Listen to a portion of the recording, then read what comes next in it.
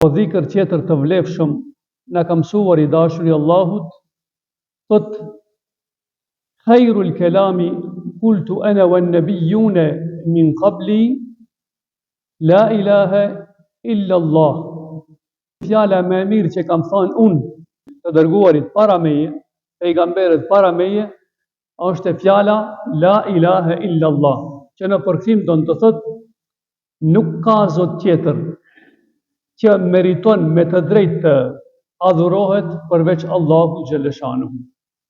Pra, I dashuri Allahut na mëson neve se tradita e tij dhe tradita e pejgamberëve të parshëm para tij ka qenë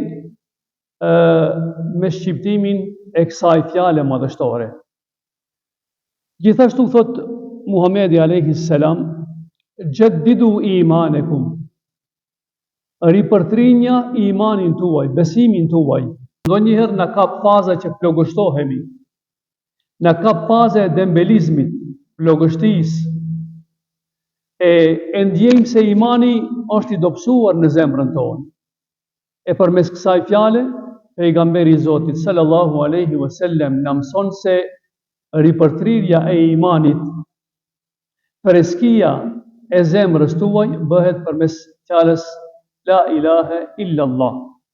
Gjithashtu të nderuar besimtar, ndonjëherë përjetojmë ashpërsinë e zemrës, ngushësinë e zemrës tonë.